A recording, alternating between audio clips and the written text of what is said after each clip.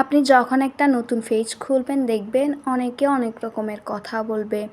কেউ বলবে কেন খুলছেন? এটা দিয়ে কি ইনকাম করতে পারবে কিনা? আবার অনেকে অনেক রকমের কেউ ভালো মন্তব্য করবে, কেউ খারাপ মন্তব্য করবে। হ্যালো এভরিওয়ান, আসসালামু আলাইকুম। আমি অর্গানিক শপ থেকে তানিয়া বলছি।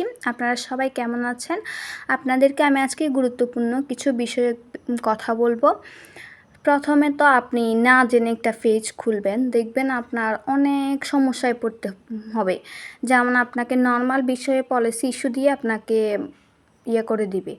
আপনার অনেক রকমের ইস্যু আসবে, যে ইস্যুগুলো আপনি পার করতে আপনার অনেকটা কষ্ট হয়ে যাবে। আপনার ধৈর্য ধরে ভিডিও দিতে হবে।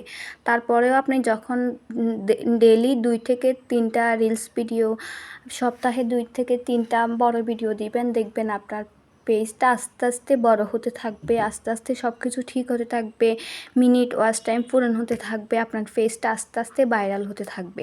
একদিনে আপনার পেজটা কখনো ভাইরাল হবে না। আপনার মাথায় এটাই রাখতে হবে, আপনার পেজ থেকে আর্নিং করতে হলে অনেক সময় লাগবে।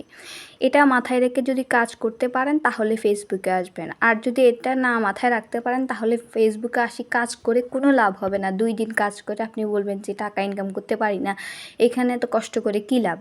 এটাই মাথায় আসতে পারে। তাই চেষ্টা করবেন সুন্দর সুন্দর ভিডিও বানানোর জন্য। সুন্দর সুন্দর আকর্ষণীয় ভিডিও বানাবেন যাতে মানুষ আপনার ভিডিওগুলো দেখে।